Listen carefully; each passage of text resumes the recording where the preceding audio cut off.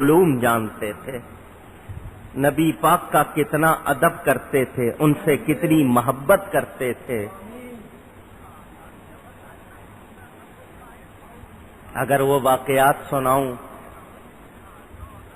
آپ حیران ہو جائیں کہ ان کو نبی کی نسبتوں کا احترام کتنا تھا۔ مشہور واقعہ، اعلی حضرت کے گھر کے سامنے ہجوم ہے۔ کسی نے پوچھا یہ ہجوم کیا ہے؟ اس علاقے کے لوگ آپ کو بڑے مولانا کہتے ہیں۔ تو بڑے مولانا صاحب ایک جلسے میں جا رہے ہیں میلاد شریف کے۔ کہ جلسہ کہاں ہے؟ انہوں نے کہا اسی بریلی میں ہے۔ تو کہنے لگے ایک بریلی کا رہنے والا ایک بریلی کے علاقے میں ہی کسی جلسے میں جا رہا ہے، اس کے لیے اتنا اہتمام؟ اس نے کہا چونکہ وہ ہر ایک جلسے میں جاتا نہیں، کسی جلسے میں جاتا ہے، اس لیے اس کا جانا اہمیت رکھتا ہے۔ یہ سب اس کے ساتھ جانے کے لیے جلوس کی صورت میں آئے ہیں۔ پالکی آپ جانتے ہیں؟ جانتے ہیں؟ سب جانتے ہیں؟ چلیں اچھی بات ہے۔ وہ ایک چھوٹا سا آپ سمجھ لیں کمرہ بنایا ہوا لکڑی کا یا کسی وہ بید وغیرہ کا، اس میں بٹھا کے کوہار اٹھاتے تھے، اس کے چار پائے اٹھا لیجئے، اس کے جو ڈنڈے ہوتے تھے۔ اعلی حضرت آ کے بیٹھ گئے، کوہاروں نے پالکی اٹھائی، پالکی چلی، ابھی 1 2 3 قدم چلے ہوں گے، اعلی حضرت کی آواز آئی پالکی روک دو۔ فوراً پالکی روک دی گئی، اس کو نیچے رکھ دیا گیا۔ اعلی حضرت تڑپ کے باہر نکلے، 4 آدمی جو پالکی اٹھائے ہوئے تھے ان میں سے پوچھا مجھے اپنے نبی صلی اللہ علیہ وسلم کے تنے جانا کی، ان کے خون کی خوشبو آ رہی ہے، تم میں سے سید کون ہے؟ اے پالکی اٹھانے والوں، تم میں سے کوئی سید تو نہیں؟ مجھے اپنے نبی کے خون کی، ان کے بدن کی خوشبو آ رہی ہے۔ لوگ حیران، پھول ہو کوئی خوشبو ہو لوگ سونگھ لیتے ہیں، یہ کتنے ایمان والا ہے، اس کو نبی کے خون کی خوشبو آ رہی ہے۔ چاروں پالکی والے سامنے کھڑے ہیں، ایک کا سر جھکا ہوا۔ اس نے کہا مزدور سے کام لیا جاتا ہے، ذات پات نہیں پوچھی جاتی۔ مزدوری لی جاتی ہے، اسے کام لیا جاتا ہے، اس کی ذات پات نہیں پوچھی جاتی۔ نے کہا میں دوسرے شہر کا رہنے والا ہوں، بریلی آئے مجھے زیادہ دن نہیں ہوئے، یہاں آیا ہوں، بچے ہیں، رہنے کی کوئی خاص جگہ نہیں ہے، کمائی کا کوئی انتظام نہیں تھا، پالکی والوں کے پاس جا بیٹھا، صبح آتا ہوں ان کے پاس، شام کو چلا جاتا ہوں، 2 پیسے ملتے ہیں، بچوں کا پیٹ پالتا ہوں تو سید، مگر میں کیا منہ دکھاؤں لوگوں کو کہ میں سید ہوں؟ ابھی وہ اتنی بات کر رہا تھا، اس کی بات پوری نہیں ہوئی تھی، لوگوں نے دیکھا جس کو لوگ امام اہل سنت کہتے، مجدد دین و ملت کہتے ہیں، اعلی حضرت کہتے ہیں، اس کی پگڑی سر سے اتری اس سید کے قدموں میں رکھی ہوئی تھی۔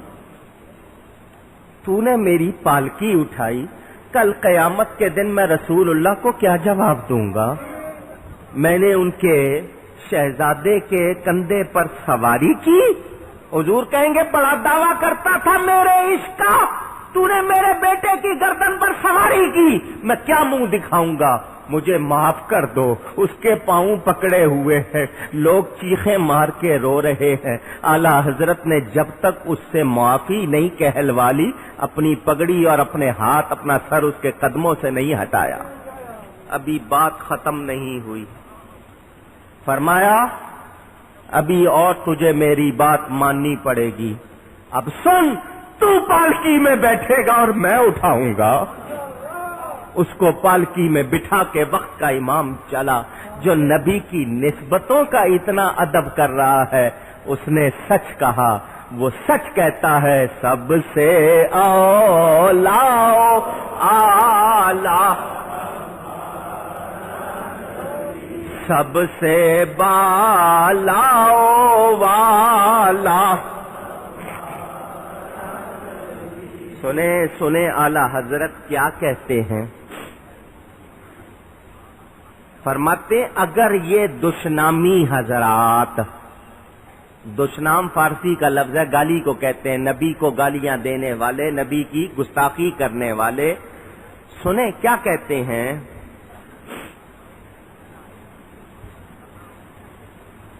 اب ان کو اعلی حضرت اپنی طرف سے جو پیشکش کرتے ہیں ذرا سنیں. فرماتے ہیں حمد اس کے وجہ کریم کو جس نے اپنے اس بندے کو یہ ہدایت دی، یہ استقامت دی کہ وہ نہ ان اعاظم اکابر کی عظیم مدحوں پر اتراتا ہے بلکہ اپنے رب کے حسن نعمت کو دیکھتا ہے کہ پاکی تیرے لیے. کیا تو نے اس ناچیز کو ان عظماء عزیز کی آنکھوں میں معزز فرمایا؟ نہ ان دشنامیوں اور ان کے حامیوں کی گالی سے جو وہ زبانی دیتے ہیں اور اخباروں میں چھاپتے ہیں پریشان ہوتا بلکہ شکر بجا لاتا. کیا مطلب کہ یہ جو دیوبندی وہابی وغیرہ اعلی حضرت کہہ رہے ہیں مجھے گالیاں دیتے ہیں، میں ان گالیوں پہ ناراض نہیں ہوتا، شکر کرتا ہوں. کیا کرتا ہوں؟ خود کہتے ہیں پریشان نہیں ہوتا ہوں بلکہ شکر بجا لاتا ہوں. کیوں؟ کہ تو نے محض اپنے کرم سے اس ناقابل کو اس قابل کیا کہ تیری عظمت اور تیرے حبیب صلی اللہ علیہ وسلم کی سرکار کے پہرا دینے والے کتوں میں اس کا چہرہ لکھا جائے. چوکیدار کو لوگ کہتے ہیں نا یہ نہ ہوتا تو ہم اندر چلے جاتے، چوکیدار کو لوگ گالیاں دیتے ہیں، کتے کو برا بلا کہتے ہیں، وہ کہتے ہیں میں سرکار کا کتا کہلاتا ہوں، اس بہانے میرا نام جب سرکار کے کتوں کا ذکر ہوگا میرا نام لکھا جائے گا. دیکھیں محبت. سنیں آگے کیا کہتے ہیں. اگر یہ دشنامی حضرات بھی اس بدلے پر راضی ہوں کہ وہ اللہ و رسول جل جلالہ صلی اللہ علیہ وسلم کی جناب میں گستاخی سے باز آئیں، کہتے ہیں میں ایک پیشکش کرتا ہوں کہ یہ دیوبندی وہابی حضرات اللہ کو گالیاں نہ دیں، نبی صلی اللہ علیہ وسلم کی گستاخی نہ کریں، تو اس کے بدلے یہ شرط لگائیں کہ ہم ٹھیک ہے اللہ کو برا نہیں کہیں گے، رسول کو برا نہیں کہیں گے، اور شرط کیا ہے کہ روزانہ اس بندہ خدا کو 50,000 مغلظہ گالیاں سنائیں. گندی سے گندی گالیاں اعلی حضرت کہہ رہے 50,000 روز کی مجھے سنائیں اور لکھ لکھ کر شائع کرے، اور اس قدر پر بھی پیٹ نہ بھرے، اور محمد الرسول اللہ علیہ وسلم کی گستاخی سے باز رہنا اس شرط پر مشروط رہے کہ میرے ساتھ ساتھ میرے باپ، میرے دادا، میرے بڑوں کو بھی گالیاں دے دے تو میں برہم نہیں ہوں گا، بلکہ اس بات پر خوش ہوں گا کہ مجھے گالیاں دے لو، میرے باپ دادے کو دے لو، میرے رسول کو کچھ نہ کہو. اللہ اکبر.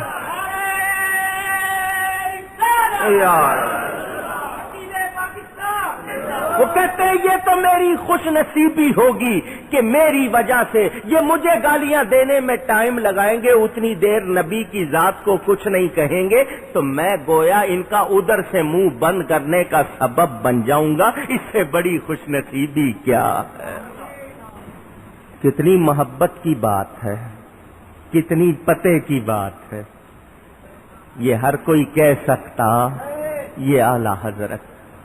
میں آپ سے کہنا چاہتا ہوں وہ دور جس دور میں نبی کو گالیاں دی جا رہی تھیں، جس دور میں لکھا جا رہا تھا اللہ جھوٹ بول سکتا ہے، جس دور میں لکھا جا رہا تھا اللہ نے جھوٹ بولا، جس دور میں لکھا گیا کہ اللہ کو پہلے سے پتا نہیں ہوتا بندے کیا کریں گے، جب بندے کر لیتے ہیں تب اللہ کو پتا چلتا ہے، جس دور میں لکھا ہر وہ برا کام جو بندہ کر سکتا ہے اللہ بھی کر سکتا ہے، وہ دور جس میں نبی کو گالیاں دی گئی، معاذ اللہ معاذ اللہ معاذ اللہ، اس دور میں امام احمد رضا نے اللہ تعالی کی عظمت و تقدیس اور نبی پاک کی عظمت کے گن گائے، میرے اور آپ کے سینوں میں ایمان کو تازہ کیا، نبی کی عظمت کے پرچم کو بلند کیا. انہوں نے نبی کے پرچم کو بلند کیا، اللہ نے اعلی حضرت کے پرچم کو بلند کر دیا.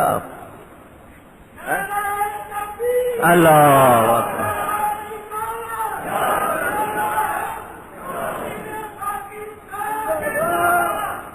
اعلی حضرت کیا کہتے ہیں فرش